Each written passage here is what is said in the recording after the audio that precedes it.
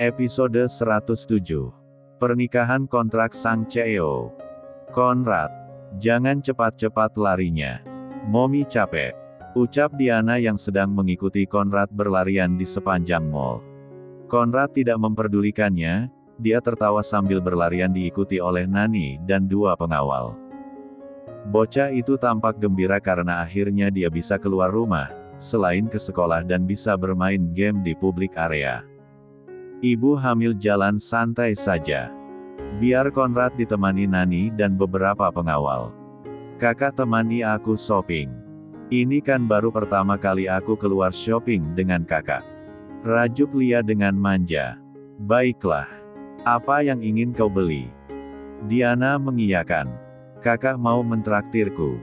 Mata Lia berpijar gembira. Diana hanya mengangguk mengiyakan sambil mengusap perutnya yang sudah membesar. Usia kandungannya kini sudah 7,5 bulan. Kakak memang cantik dan baik hati. Lia memeluk lengan Diana seraya mengecup pipi kakaknya. Ih, manja kalau ada maunya. Diana mencubit pipi adiknya pelan. Sementara yang dicubit hanya tertawa riang. Ya, akhirnya setelah 4 bulan Andrew mengizinkan mereka untuk keluar dari rumah. 4 bulan tanpa ada kabar dari Rachel. Wanita itu seperti lenyap bagai ditelan bumi. Hal itu berawal ketika adanya laporan dari petugas patroli pantai. Mereka menemukan mobil Rachel di pinggir pantai yang sepi. Semenjak itu Andrew mengutus bawahannya untuk mencari informasi tentang keberadaan Rachel, tapi mereka tidak dapat menemukan Rachel baik hidup ataupun mati. Bahkan mereka mencari jasad Rachel di lepas pantai. Ratusan ribu dolar dikeluarkan untuk mencari Rachel dan hasilnya nihil. Tanpa mengendorkan pengawasan, Andrew mengizinkan kesayangannya untuk keluar dari rumah. Andrew masih memerlukan waktu dan bukti sebelum mengajukan permohonan penerbitan surat kematian Rachel. Bahkan pihak keluarga dan orang tua Rachel tidak mengetahui keberadaan Rachel. Mereka semua seperti seorang Sienna dengan licik menumpahkan semua kesalahan pada Andrew. Brrrt. BRTTT. Smartphone Lia bergetar. Gadis itu melihat siapa yang memberi pesan. Kemudian dia meletakkan smartphone tersebut tanpa membaca apalagi membalasnya. Kok tidak dibaca? Tanya Diana heran. Lia hanya diam. Dari siapa? Tanya Diana lagi melihat Lia tetap diam. Lia hanya nyengir memamerkan gigi-gigi putihnya yang rapi. Pakai rahasia-rahasian segala ya sekarang. Goda Diana. Ih. Apaan sih kakak? Itu cuma iklan. Ucap Lia menimpali godaan Diana. Oh. Oke. Sahut Diana tapi tetap melirik Lia dengan sorot mata tidak percaya. Diana selama ini mengamati bagaimana kedekatan antara Lia dan Brian juga dengan Jason. Tetapi gadis itu selalu menghindar ketika dia bertanya. Meskipun di sisi lain terkadang Diana merasa apabila Brian juga diam-diam masih berhubungan dengan Grisela. Saat ini Diana berjanji dalam hati dia akan berbicara dengan Brian. Kakak ini bagus ya. Aku mau ini. Ini juga. Oh yang ini so cute, aku mau itu juga. Dan ini. Boleh kan hehehe. Lia memilih beberapa pakaian, tas dan sepatu dengan rakus. Memang beginilah karakter wanita kalau shopping ya, bisa gelap mata. Dia hanya tersenyum melihat kelakuan Lia. Diana menuju ke kasir dan mulai membayar semua belanjaan Lia. Kakak, ayo lihat-lihat di bagian keperluan bayi ya. Lia menarik tangan Diana menuju ke toko yang menjual perlengkapan bayi. Aku ingin memilih sesuatu untuk keponakanku. Oke. Diana bersemangat sekali dengan ide Lia yang satu ini. Dia masih ingat ketika kandungannya menginjak bulan keempat, Andrew memerintahkan Dr. Michael untuk mengirimkan dokter kandungan juga semua peralatan untuk USG di mansion. Bahkan dia hendak membeli semua peralatan tersebut jika Dr. Michael menolak. Untung saja Diana mendengar hal itu, tentu saja dia mencegah dan melarang hal yang menurutnya terlalu berlebihan itu. Mau buat klinik apa? Aku akan ke rumah sakit. Jika tidak, aku tidak mau memeriksakan kandunganku, dan kau tidak akan pernah mengetahui jenis kelamin anakmu. Ancamnya. Dan itu berhasil, Andrew menuruti keinginannya. Selanjutnya bagaikan Ratu Elizabeth, puluhan pengawal diperintahkan Andrew, untuk menyisir keamanan rumah sakit, dan kemudian mengawal mereka hingga di ruangan dokter kandungan. Terlalu berlebihan bagi Diana, tapi itu salah satu syarat yang diajukan Andrew. Wajah Andrew berseri-seri ketika mengetahui jenis kelamin anaknya adalah laki-laki. Saat ini dia memiliki Conrad dan anaknya bersama Diana. Kamar bayi sudah dipersiapkan, kamar bernuansa putih dan biru dengan ornamen lalebay yang lucu. Conrad pun mulai tidak sabar menanti kehadiran adiknya. Setiap pagi dan sore, Conrad tidak pernah lupa mengajak Andrew untuk mengusap lembut perut Diana dan menyapa adiknya. Bagaikan mengerti sapaan, bayi dalam kandungannya selalu menendang penuh semangat membalas sapaan Andrew dan Conrad, tetapi tertidur nyenyak jika Diana yang menyapa. Sekarang, meskipun perlengkapan bayi sudah mereka miliki lengkap, tetap saja mata selalu lapar akan model baru. Kembali Diana dan Lia membeli beberapa pakaian yang sesuai selera mereka. Nanti baju babynya disimpan ya kakak, buat anakku kelak. Ucap Lia dengan serius. Pakaian dan peralatan bayi yang dibeli Andrew semuanya merupakan bahan terbaik. Sayang bukan? Berapa lama bayi akan memakai pakaian yang sama? Apalagi bayi yang belum lahir itu memiliki amat sangat banyak persediaan. Memangnya kapan kau akan menikah? Tanya Diana menggoda. Lia cemberut. Sudah menemukan pilihan hati. Lanjut Diana menggoda. Ah kakak. Sudahlah. Pipi Lia bersemu merah. Kau harus memutuskan satu di antara mereka. Siapa yang lebih memperhatikanmu dan kepada siapa hatimu berlabuh. Ucapan Diana membuat Lia merenung. Saat itu mereka sudah duduk di sebuah coffee shop tepat di depan area Conrad bermain. Bocah itu kembali bermain setelah menikmati makan siang meninggalkan Diana dan Lia dalam perbincangan di kafe. Nyatanya keduanya bertolak belakang. Ucap Lia lirih. Maksudmu? Pria yang aku suka begitu dan pria yang memperhatikanku mereka orang yang berbeda. Arg sudah kakak. Aku masih mau bersenang-senang dulu. Ucap Lia frustasi sambil meminum caramel frappuccino.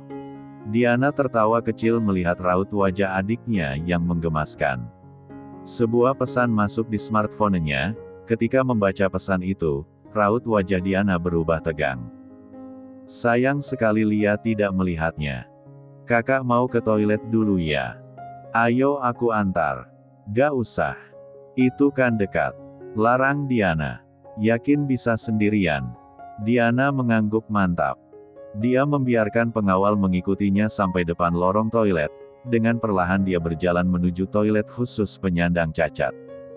Tanpa malu dia masuk ke dalam toilet tersebut. Seseorang yang sudah berada di dalam segera menutup, dan mengunci toilet tersebut yang mana membuat Diana terkejut. Mereka saling bertatapan tajam. Tubuh Diana sedikit bergidik berhadapan dengan orang tersebut. Dia berukang-kali melirik pada pintu di belakang orang tersebut yang sudah terkunci rapat. Sudah lama kita tidak berjumpa. Aha, perutmu semakin membesar ternyata. Tapi kau memang selalu saja cantik. Jangan sakiti Conrad. Ucap Diana langsung tanpa menanggapi perkataan orang tersebut. Meskipun ada rasa takut dalam lubuk hatinya, dia memberanikan diri menemui orang yang mengancam, akan menculik Conrad lewat pesan WA. Tidak akan asal kau menurut padaku. Seringai licik di wajah orang itu. Kenapa kau bisa berada di tempat ini? Bagaimana kau tahu kami berada di sini? Tanya Diana kembali. Itu sebuah keberuntungan yang berpihak padaku. Tawa licik keluar dari mulutnya. Apa maumu? Akhirnya pertanyaan yang paling dinanti keluar dari bibir Diana. Mauku. Tentu kau tahu apa mauku. Ucap pemilik suara itu dengan mata yang terbuka lebar, alis terangkat dan seringaian yang tersungging. Diana ingin berteriak. Tapi dia takut kalau orang tersebut akan memenuhi ancamannya untuk menyakiti Conrad. Sekarang Diana baru menyadari kesalahannya. Dia seharusnya mengabari Andrew atau memberitahu Lia akan pesan ancaman tersebut. Jangan melakukan tindakan bodoh, adik dan pengawal tahu kalau aku berada di tempat ini. Ucap Diana sambil perlahan mengambil smartphone-nya hendak menghubungi Andrew. Kau yang jangan bertindak bodoh, cantik. Orang tersebut ternyata mengetahui tindakan Diana, dia segera merebut ponsel Diana yang sudah terhubung dengan Andrew. Ponsel itu terjatuh. Diana sengaja menjatuhkan ponselnya sebelum direbut dan saat ini, tangannya ada dalam kendali orang itu. Lepaskan aku. Andrew tuh. Belum sempat dia menyelesaikan kalimatnya, sebuah cairan obat bius sudah menutupi mulut dan hidungnya. Dalam beberapa detik saja pemberontakannya sia-sia saja. Dengan susah payah orang tersebut membimbing Diana untuk didudukan di kursi roda. Dia memasangkan rambut pasangan, kacamata hitam dan masker. Tubuh Diana dia tutupi dengan selimut besar. Dengan langkah percaya diri orang tersebut melangkah mendorong kursi roda, melewati pengawal dan melewati Conrad yang sedang duduk bersama Lia. Senyum mengejek tersungging di bibirnya. Kali ini dia menang, wanita yang dia incar ada dalam genggaman tangan.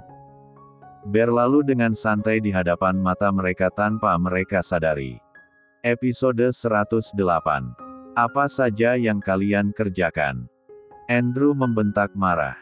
Dia menggebrak meja dan membanting smartphone yang berada di tangannya. Wajahnya menghitam, giginya bergemelatuk dan tangannya terkepal. Arg! Andrew marah sambil membanting kursi. Seluruh dewan direksi yang saat itu sedang berkumpul untuk rapat menjadi tegang. Tidak ada satupun yang berani mengeluarkan suara maupun mengambil tindakan. Semua mata memandang Andrew. Silahkan keluar terlebih dahulu, rapat hari ini ditunda. Ucap Patricia kepala sekretaris Andrew. Segera para dewan direksi keluar dengan penuh tanda tanya. Di depan ruangan mereka mulai bergosip, sudah bertahun-tahun lamanya Andrew tidak pernah marah dengan berapi-api lagi. Sikapnya berubah lembut dan perhatian.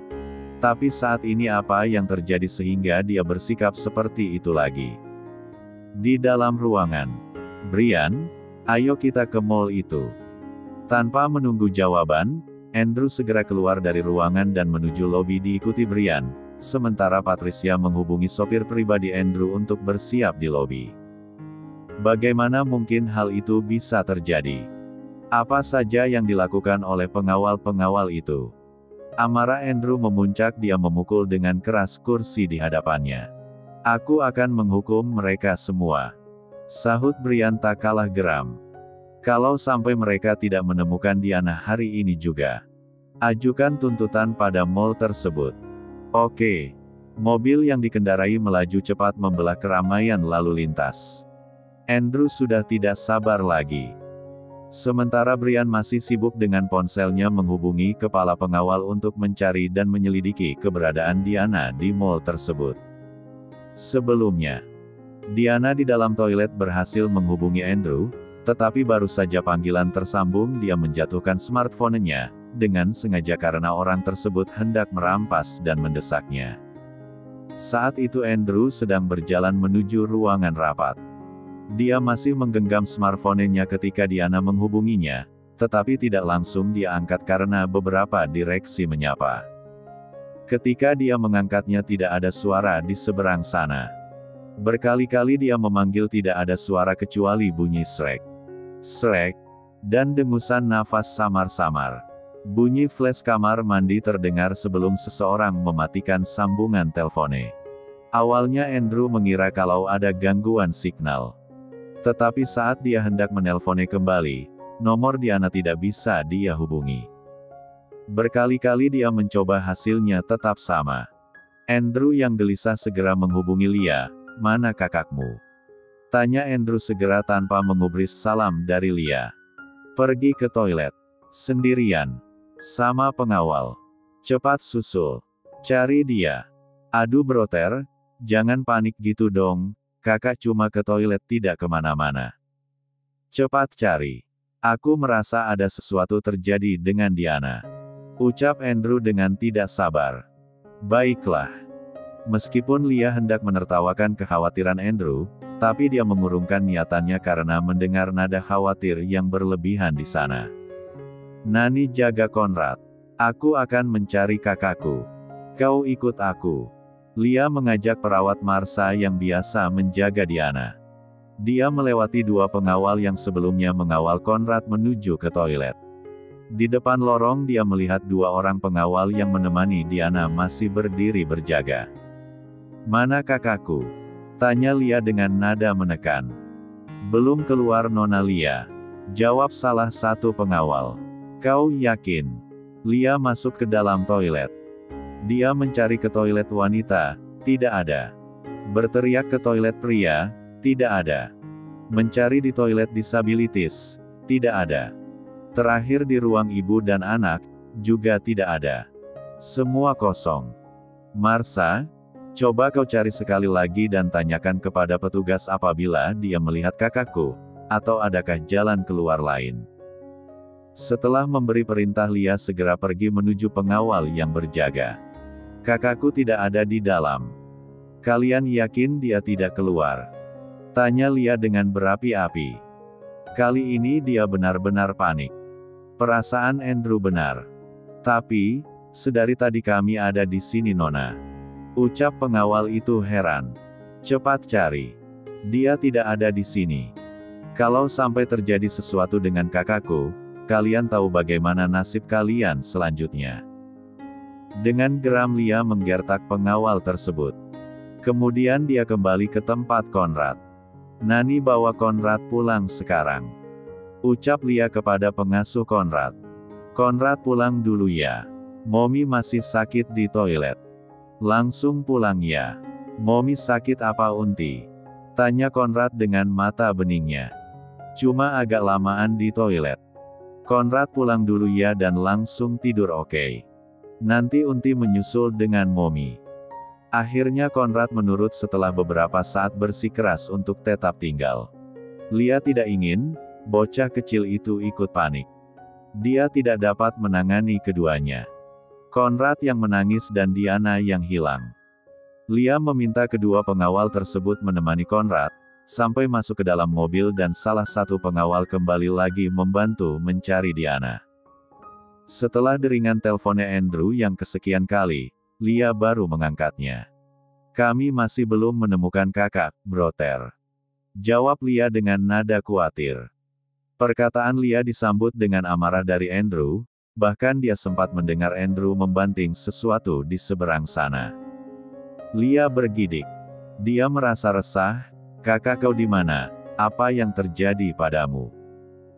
Tidak perlu waktu yang lama, Andrew dan Brian serta beberapa orang pengawal sudah sampai di mall tersebut. Dan mereka segera menemui Lia yang berada di ruang security. Petugas keamanan tidak mengizinkan Lia untuk masuk melihat CCTV sampai Andrew dan Brian datang bersama direktur dari mall tersebut. Maafkan kami atas kejadian ini. Ucap direktur itu dengan bersungguh-sungguh. Andrew hanya mendengus. Dia berusaha menahan amarahnya untuk menghancurkan tempat itu. Sementara matanya masih sibuk meneliti di layar televisi yang menampilkan rekaman CCTV. Rekaman CCTV diputar di detik Diana masuk dalam lorong toilet, di sana mereka dapat melihat Diana masuk, dan ketika keluar lagi adalah sosok orang yang mendorong kursi roda. Sayangnya wajah orang tersebut tidak dapat dilihat, dengan jelas apakah sosok itu pria atau wanita. CCTV diputar lagi lebih awal, di detik ketika orang tersebut masuk terlebih dahulu ke dalam toilet, dan menanti di dalam sebelum Diana masuk. Mereka masih tidak dapat menemukan dengan jelas, sosok raut wajah orang tersebut dengan jelas. CCTV kemudian diputar mengikuti arah kemana orang tersebut membawa Diana pergi keluar dari mall. Di sana tampak seorang security membantu orang tersebut membawa masuk sosok tubuh di kursi roda ke dalam mobil. Dengan segera kepala security menghubungi anak buahnya yang berada di lokasi tersebut. Andrew duduk sambil menunggu kehadiran security tersebut sambil menatap tajam Lia. Lia yang pemberani dan selalu menemukan akal itu menunduk tidak berani membalas tatapan Andrew. Dia merasa bersalah. Bukan kepada Andrew, tetapi lebih tepatnya kepada dirinya sendiri. Kalau saja dia tidak sibuk berpikir tentang "Selamat siang." Security yang ditunggu telah datang, dan merasa heran mendapatkan aura seram di ruangan tersebut. Katakan kau tadi membantu seseorang di kursi roda masuk ke dalam mobil itu bukan? Kepala security memperlihatkan layar CCTV. Ah benar, seorang wanita hamil yang sangat cantik. Ucap pria itu tanpa merasa bersalah. Katakan padaku siapa yang membawa Diana. Bagaimana keadaan Diana? Kau melihat siapa orang yang membawanya pergi? Kenapa kau begitu bodoh membiarkan orang tersebut membawanya pergi? Apakah kau tidak tahu kalau istriku tersiksa? Andrew melancarkan pertanyaan bertubi-tubi kepada pria tersebut sambil meremas bahu security yang kurus itu hingga ia meringis kesakitan. Brother, tenangkan dirimu. Ucap Lia melihat emosi Andrew yang meledak. Tutup mulutmu. Kau bahkan tidak becus menjaga kakak kandungmu sendiri. Bentak Andrew yang sudah ada pada emosi puncaknya. Lia terduduk, dia tidak menyangka bila Andrew akan bersikap sekasar itu dan membentak dirinya. Ini pertama kali Lia melihat sisi kasar Andrew. Amarah yang ditujukan karena kelalaiannya menjaga Diana. Sudah Andrew, jangan menyalahkan Lia. Dia juga tidak ingin hal ini terjadi. Ucap Brian sambil memegang kedua lengan Andrew. Sudah, hentikan. Lebih baik fokus dengan informasi apa yang dia tahu. Kita tidak akan menemukan kakak ipar dengan emosi. Ujar Brian kembali ketika Andrew hendak membantah. Akhirnya Andrew tenang, dengan menghela nafas panjang dia kembali duduk, dan menatap pada security yang tampak kebingungan. Lia yang berada tak jauh dari sisi Andrew duduk, hanya diam. Dia terguncang dengan hilangnya Diana dan sikap kasar Andrew, meskipun dari dalam hati dia menyadari perkataan Andrew benar. Seharusnya dirinya menemani Diana ke kamar mandi, atau setidaknya membiarkan Suster Marsha menemani, apalagi kondisi Diana yang sedang hamil. Katakan pada kami, apalah kau melihat wajah orang yang membawa saudara iparku yang sedang hamil? Tanya Brian dengan sabar kepada security tersebut. Dengan ragu-ragu security itu mengangguk. Dia seorang pria.